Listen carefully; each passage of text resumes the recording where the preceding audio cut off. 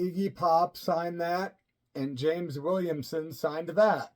Yeah, we're going back in time to a tale of Iggy and the Stooges. The tale takes place in Chicago, Illinois, and I will say that I saw the first Iggy and the Stooges reunion tour a couple of years previous, before this, the one I'm telling you about today, and it was single-handedly the best high of my life and probably the best concert I ever saw in my life. But the show I'm going to tell you about tonight, my good friend James Streevels would probably say is his best moment ever of rock and roll ever. And undoubtedly, it's up there with some of the very best. I'm talking about Iggy Pop and the Stooges live at the Riviera in Chicago, Illinois on the second tour. It was the Raw Power Tour, and it was April 15th, 2007. It was awesome, man. My friend James, a.k.a. Skinny Jim, a.k.a. Jimmy Jack, we decided to cruise to Chicago because we are huge Iggy Pop fanatics. And we went up the night before because our intention was to meet the band, but more importantly, we wanted to be right up front, the very best tickets, spaces available, like right against the stage kind of thing. And at the Riviera, the stage comes up to about right here in my chest. So if you're lucky enough to be right there, wow, like the artist is in front of you and you get the full experience. And there's nothing like being that close to any performer, let alone a guy like Iggy Pop while he's going full force, thunder, freaking tornado force, in your face. It was amazing, man. Me and James went up there early, got a room at the Hyatt House, I believe the Hyatt Hotel or whatever, hotel, motel, the Hyatt. And of course we had a little food and some, listening to music and getting ready for the big show and doing a little smoking and toking, if you know what I mean. But more than anything, we were getting geared up for this show. Well, the next day, we were at that venue at 7 in the morning. Yeah, talk about fanatics. But we were not going to be anything but first in line, and we were. Woohoo! So we get to the venue, we're first in line. I'm like, I can't believe it's like 7 a.m. and nobody's here to be in line for this historic event. Because let's face it, man, people waited for Iggy Pop and the Stooges to reunite since that, 1973 or something like that. Since they did that last recording in Michigan where people were pelting Iggy with bottles and breaking stuff on stage, and the bikers were there basically beating him, metallic KO period. Once that kind of dissipated, the Stooges were no more. And all those years later, Ron and Scott Ashton waited for the phone to ring like, is this ever going to happen? Everyone waited in anticipation for Iggy Pop to make that call. It never happened. And then boom, it did. And then it was just on. So one of these days here soon, I'll talk about the first Stooges tour, which is going to blow your mind. But the second one, in which I'm going to tell you about now, was crazy cool. The band was made up of Iggy Pop, of course, on vocals, the great Scott Ashton, or a.k.a. Rock Action, on drums, James Williamson on the lead guitar. We had Mike Watt on the bass, legendary Minuteman bassist. And of course, he was on the subsequent tour, the tour before this one that I'm telling you about, on bass. And of course, Scott Mackay, the saxophone player that was the Stooges' very own sax player. All that great stuff on the Funhouse and whatnot. So we're there hanging out, and we're in line. We meet some other people that are like Iggy Pop fanatics. We're all hanging out all day, and we're taking turns like, look, I've got to go to the bathroom. Hold my place in line, and when you have to go to the bathroom, I'll hold your place in line. Well, that was cool. That happened, and it worked out. James even met a cute girl that he was hanging out with throughout the day, going back and forth to the store with her and whatnot. And we had fun. We had fun hanging out and talking about the Stooges and comparing notes. And the girl that James was hanging out with was from Brazil, if I'm not mistaken. James, leave a comment down below, bro. Correct me if I'm wrong, son. But we were hanging out, man. And curiously enough, later in the day, the band, got there and stuff. And they went in and they were doing a sound check. And Iggy was the only one not there for sound check. So we stood outside, much to our glee, listening to these guys, doing Funhouse in 1970 and whatnot, just rehearsing. It was like, you're not really rehearsing so much of sound checking, but it was a little jam too. So that was rad. And we waited all day in the Chicago sun. You know, it wasn't that hot. It was April. Yeah, it was kind of chilly, I guess. It was fair to Midland.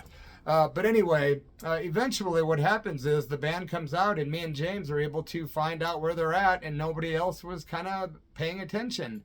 We ended up hanging out mostly with Scott Ashton and Mike Watt for at least half hour to an hour. It was bizarre. It's like they had nothing to do. You know, it's like Scott's out there smoking a cigarette, and Mike's all messed up. He's got a knee brace on because he had a knee injury. And he had a brace on his leg and stuff. But he was also on like walkers and stuff, like 2 of the like crutch walkers. So we're all hanging out. And I seriously remember Scott Ashton leaning up against the wall. We're all talking. And out of the blue, Scott says, "Hey, man, you got any weed?" And I just happen to be one of those guys that loves weed. And I'm like, "Sure, I absolutely have a pocket full." And he says, "Look." So he pulls out a wad of money and he's like, "Look, man, I'll pay you." And he's just the nicest guy. He's really kicked back. He's laid back, but he's just the epitome of cool. Very suave guy, and just not talking too much like me, and just being kind of laid back, but very much happy that me and James were there talking with them. It was obvious we were fans, and they were happy to have us there. It was cool. And we weren't like bombarding them, but we were asking questions about the tour and about Iggy and this and that. And so I told Scott, I go, "Yeah, man." He starts pulling out this roll of 20s, like a big stack. And I go, no. I go, "You just got inducted into the Rock and Roll Hall of Fame. You're a Rock and Roll Hall of Famer. You're in the Stooges. You're rock action." I said, "Man, dude, you couldn't be in any cooler of a band unless you were in the Stones or whatever." You know, we were just flattering them, and they were like very happy to hear it, you know, but very non-egotistically, no egos. So you know what I said? I said, "Your money's no good here, man. Nope.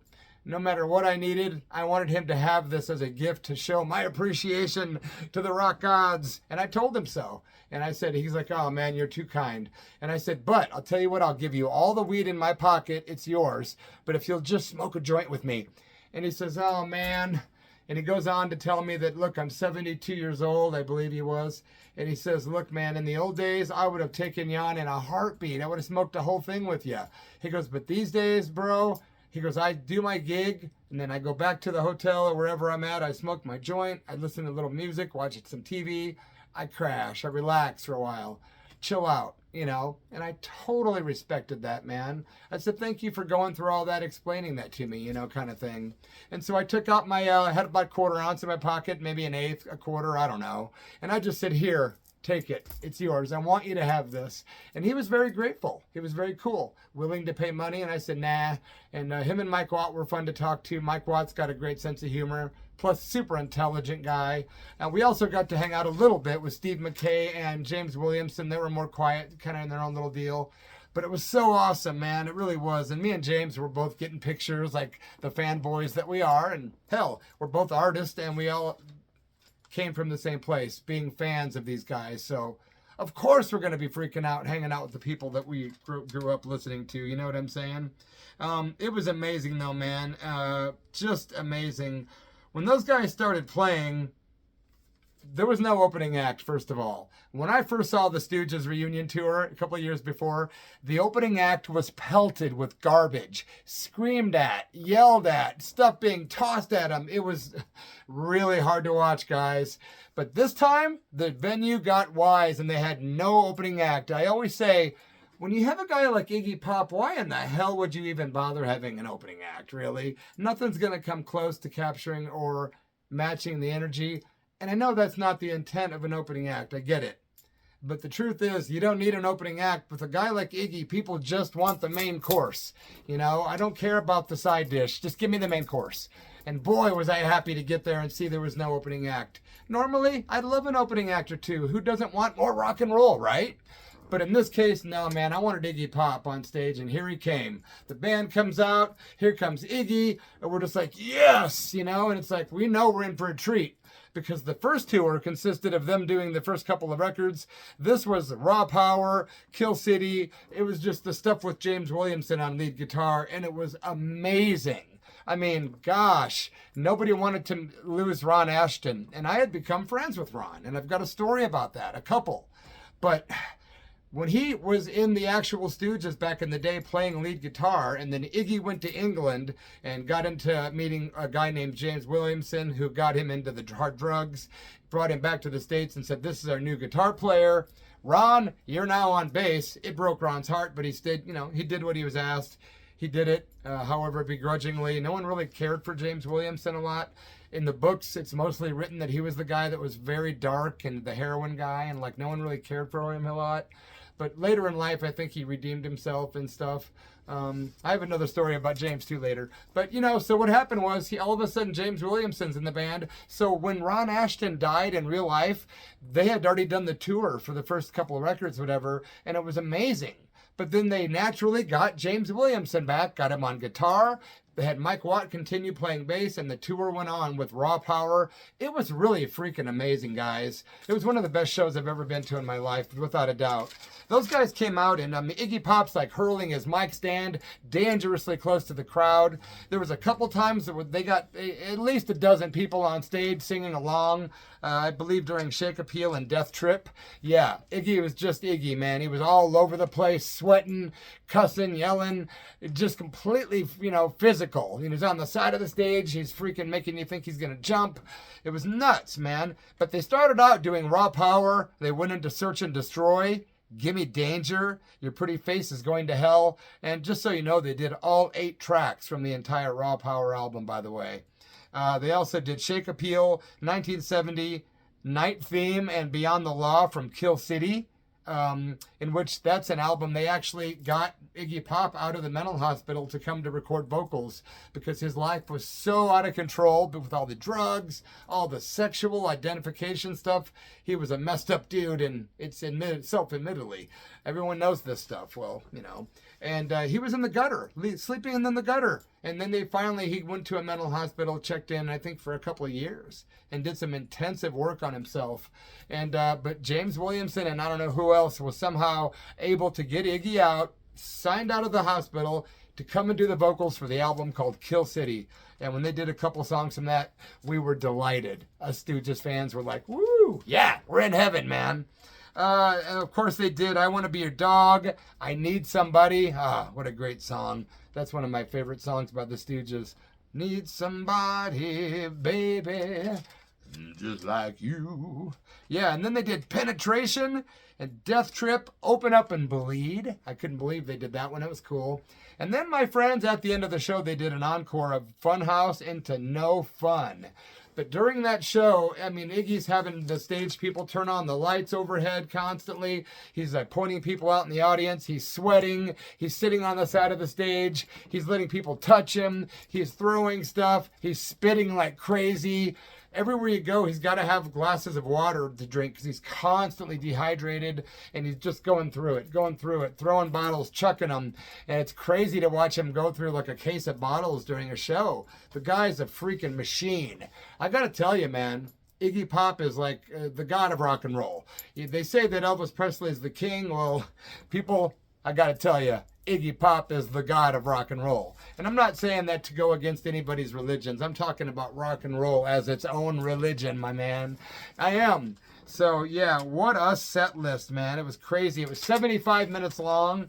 And I'll tell you what, during the show, we were literally in the best seats in the house, right up against that stage where I'm pressed up against it. But here's the bad part. All the way during that show, people are fully pushing forward, and it's like an ocean of people. If you look back, it was just people for as far as you could see. Past the floor, past the bars, the balconies were completely full. You could see it rocking. It was insanely packed, and we were getting crushed against the stage. My friend James had bruises all over his arms and legs. It was just nuts, dude. We were like this close. And here's the cool part. I have this fistful of rings, kind of like I have now. And I know Iggy Pop had a song at the time called Skull Ring. So I thought, I'm going to wear all my skull rings that night. And I did. So I have this whole hand full of skull rings, more than I have now. One more, I believe. And so the whole time I'm doing this in front of Iggy because he's this close to me. And about 5 times during that concert, he would take his hands, put them on my hands, and I was like shaking, and he was leaning out into the crowd with his mic singing and holding onto my hand as I let him, like, I guided him in, from falling. Man, that was a trip. I kept thinking, wow, this guy is like connected with me physically, spiritually, emotionally, and mentally, and in every rock and roll way possible. I was just like, oh my freaking God. And this is crazy because James Strebles was right there next to me watching this all happen.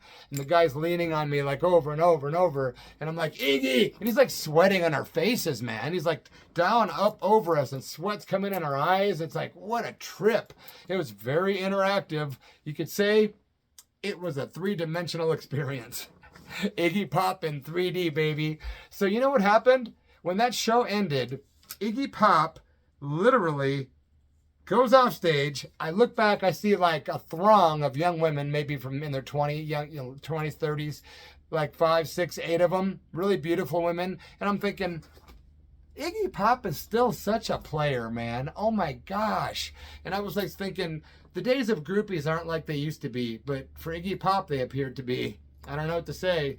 But what happened was, when the show was over, it was just like, oh my God, I couldn't wait for these people to go. But we couldn't leave because we're pinned against the stage. We're going to be the last people out of this venue, man. Literally.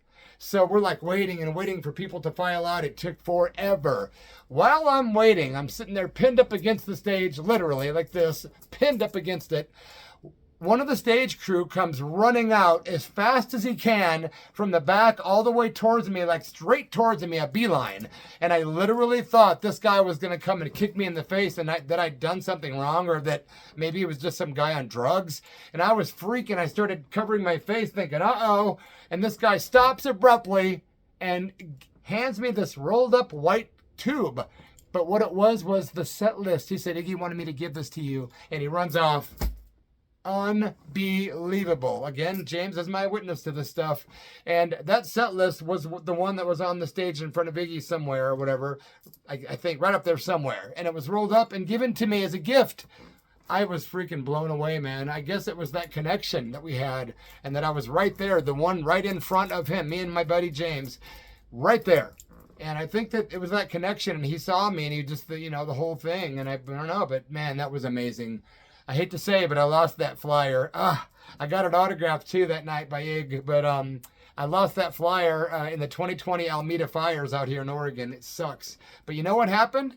The show ends, the people file out, we finally get out of there. I'm like, James, let's go out to the corner and wait for the band and try to talk to the guys, and let's try to meet Iggy this time. Maybe we will.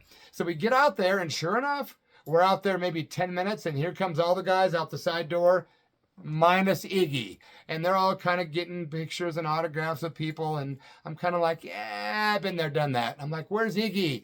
And I'm looking around, and everyone's making a fuss around the band, and I'm like, I'm not going to be a follower, I'm going to be a leader. Where's Iggy? And next thing you know, I look down about a block, or not a block, the other side of the building, which is about a block in Chicago, in a city, and there's a black sedan, black town car with blacked out windows, and I'm like, this thing is coming out of this venue. That's Iggy Pop. I started running as fast as I could humanly run, and I hate running, but I freaking ran, man, and I literally caught up with that black sedan. It was at a red light at the corner, and I held up my set list, and you know what happened? The window goes down to where it's about this much left, and it's Iggy Pop sitting next to, you guessed it, one of those chicks that was on the stage that I told you about, that was backstage. He was with one of them. And I believe she had blonde hair, and she appeared to be in her mid-20s, maybe 30 tops. No judgment here, Ig. I'm just saying, I'm just here reporting rock and roll. So the window comes down, and there's Iggy Pop. What's he say to me? He goes, oh, man, I'm sorry, man. I'm just fucking tired. That's what he says to me, quote unquote. And I'm like, wow, this guy really gives a you know what? He does. He really cares about it. He's not a sellout. He's always done things his way. He did feel bad. He saw me. He knew who I was. I was the guy right there in the front and in this interactive, three-dimensional freaking Stooges come-to-life cartoon. But it was not a cartoon, and Iggy was so cool. And you know what he says? I go, hey, man, that's okay, Iggy. That was one of the best shows ever, dude. And I go, would you mind? He goes, before I could even ask, He goes, ah, fuck it. Let the hell with it. Let's do a few. And he grabs my stuff, starts signing my stuff. I get a picture of him signing. I get another picture of him. And then right then, the light changes from red to green. And I notice that he doesn't give a crap. He's still talking to me, and I'm asking him a couple questions. And then the light turns red. And then the light turns green, and we're still having this interaction. And then right then, when I'm done and he's getting ready to say I'm out of here, I look to my left, and not only do I see my friend Jimmy Jack, a.k.a. Skinny Jim, James Drivels, but like 50 other people running as fast as they humanly could down there because they knew that bastard's with Iggy. And sure enough, they caught up with the car before he got away. And I don't remember James's experience. Maybe he could leave that in the comments below, Jimmy. Tell me what was your experience. I don't recall. But I do recall that a ton of people came and got pictures and autographs. And I'm like, I'm sorry, Iggy. And he just kind of looked up like, He didn't say anything, but I could tell he probably thought, oh man, this is what happens. He was trying to get out of there without any fuss because he was tired. I mean, the man's 65, 70 years old. I think he was 65, 67 at the time. And he was literally freaking tired. But I got to say, he wasn't too tired to be hanging out with that girl now, was he? So, Iggy, thank you so much. Subscribe to my channel if you would. Give it a like. Please leave a comment, and I'll comment back. And remember, The Church of Rock is my other channel. All one word, The Church of Rock. I'll be back tomorrow with another video. Yep, I've got a bloody bonus coming tomorrow. Let me check these here notes to make sure there's nothing weird that I forgot. Nope, doesn't appear to be. My friends, thank you so much for your undivided attention. Rock and roll. Never felt so Stooge-like.